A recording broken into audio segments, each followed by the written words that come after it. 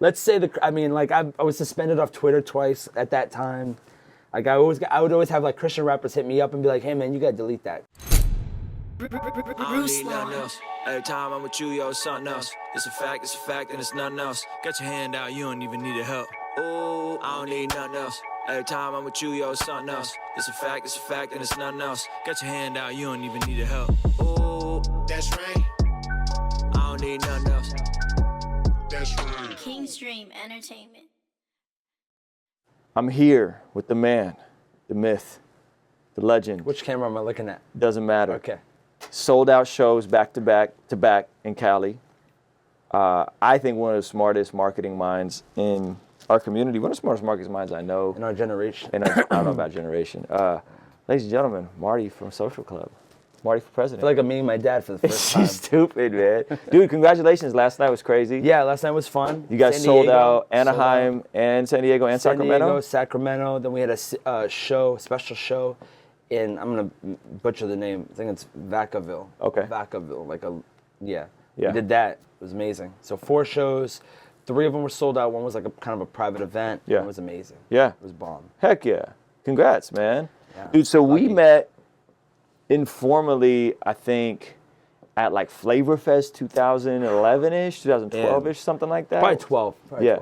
And then we connected through Twitter a little bit, or at least at whoever was running the Social Club page. Me. And then you guys just kept like exploding. You know, and I know you've been doing music for a while. Fern's been doing music for a bit. Yeah. But when you guys came together, I thought it was great. In 2013, we had you guys here in San Marcos. Yeah, that was awesome. Which was super fun. You guys crushed that. This is that street. I just got Yeah, off it's right of. down the street. Yep. This awesome. is at the Movement Church. Yes. And I remember going to In-N-Out that night and really having like a meaningful conversation with you. Can I be completely honest? I always regret it because I didn't know that you were the one who booked the show. Okay. I didn't know who booked the show because Yeah. at the time we were working with this guy who really didn't know what he was doing. Yeah. It was a whole mess. So I remember at one point you're like, hey, stop, like, let's meet and say what's up. And I was like, yeah, what's up, man? Like I was like, hey, what's going on? I knew you and I knew Belief, but I was like, okay. And then I think someone was like, no, they actually brought you guys out. It's like their event, and I just didn't know. Oh, funny. Yeah, I didn't know the whole time. I was just felt so funny. stupid about that. It's all good. And I always regret it because I'm like, dang, like I wish.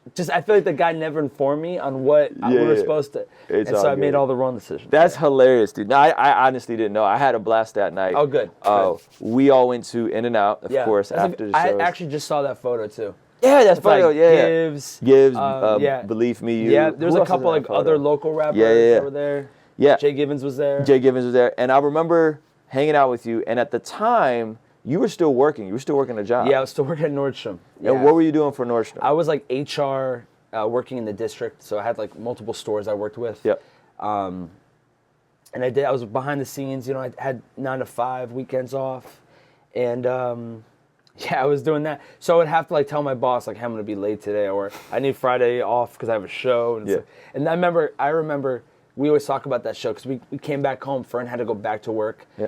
But like only people who know this feeling can relate, but it's like when you're doing what you love, but then you have to go back to real life, and it makes you feel sick. Yep. You're like, I had to go back to this job. You had this like mountaintop experience, having fun, and then you're like, I hate this job. Like, oh God, like, you feel sick to your stomach, and you're like, I know I'm called to do this, and I got a taste of it, and going back to reality was just rough for us. I love that conversation because what that really revealed to me was how in tune you were with marketing, how in tune you were with branding. And I feel like what makes Social Club unique, the most unique out of I would say just about anybody in our community, some of the biggest things in music is that I feel like you and Fern started with the end in mind. Mm-hmm. You guys had the vision of really building a movement that was not around your personalities necessarily, but around the idea of Social Club Misfits. Yeah. Which then the marketing of the merch like came in, which then everything like just connected. Yeah. And then really right after that show, the next time we do a show together, it was like the Way Christmas Bash. I forgot what year. Yeah, and it was like 600 people. And then the show after that is like 1,000 people. Yeah, then we stopped. We ruined. At the peak of it, we just we're done. We're retiring right now. We're just done. It was peak time. Yeah. Actually, we're bringing it back. You would do the Christmas Bash. Yeah, this year we're working on bringing it back. Dope. That was fun. Yeah. But it exploded so fast, and I think that if you guys were 18, 19-year-old rappers with no life experience, with no story, with no mountain of L's, you know what I'm saying? I don't know all the L's, but I'm assuming it didn't just...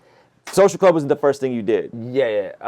Well, wait. Yeah, Social Club was the first thing I did. Well, I mean, like, you were Marty Mar before that, though. Yeah, but I didn't... You were kind of one foot in. I went to a church that, like, it was very, full of manipulation, and the pastor was like, if you do that, you're not going to be doing your calling. And so I was like, okay. But long story short, he ended up having an affair. So I'm like, what do you know? You know what I'm saying? Like, he had still money from the church. I'm like, what do you know? But he was telling me, like, you can't do this because your calling will be, compromised and stuff. So I actually stopped doing music for, like, I did 2 songs of my buddies, and then we just stopped. Yeah. And Fern, so basically when I was coming back to the church, I was 26. That's when we started Social Club. Fern was coming out of prison, so we both had these, like, 2 experiences. Like, I'm coming back into the church from a bad experience. So when we came together, I remember being like, let's just do a group. And we're like, whatever, like, who cares? We just didn't think anything of it. But little by little, the people started just supporting us, and it became that thing. Yeah, that's so cool, man. I guess I say that to say that it wasn't just...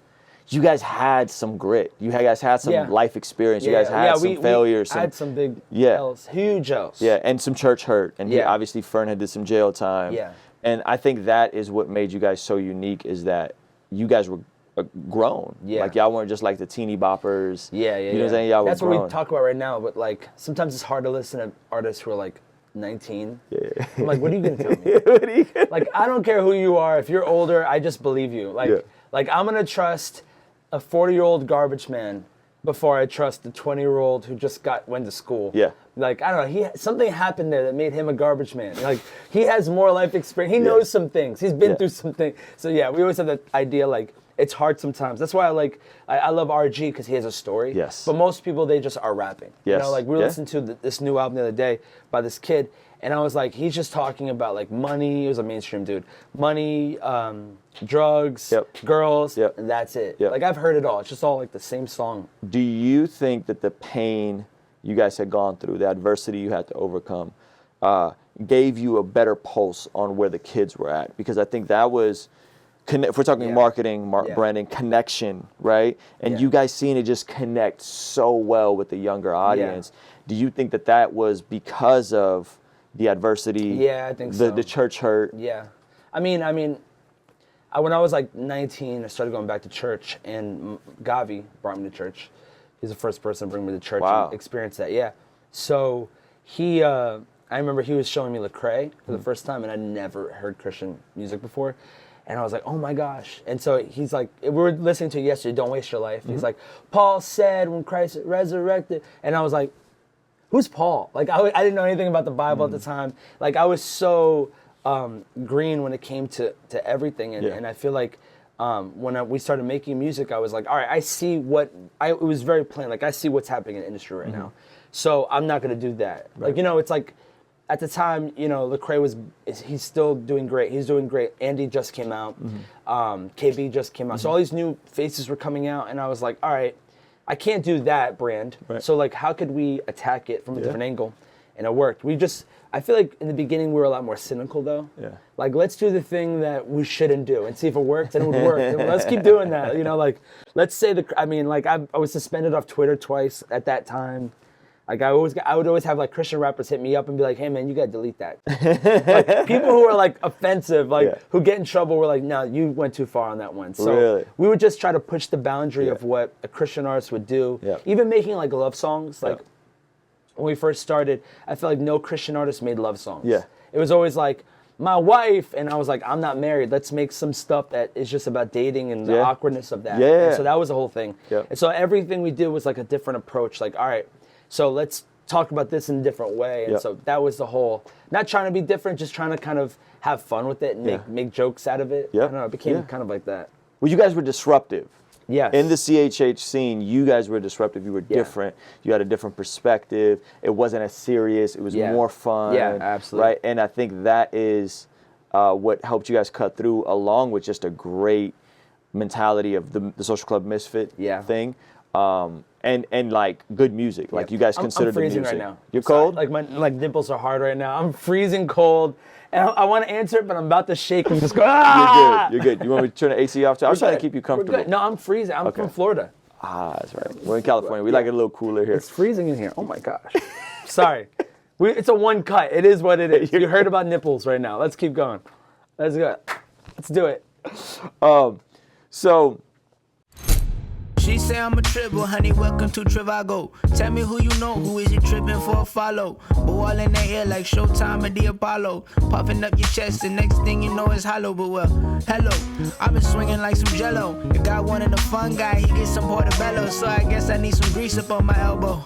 Yeah, but now my light turned yellow. And I've been looking for a cheat code. Life don't come in a neat bowl, bringing the receipt home. But we know that. Keep your head up and your seat pulled back.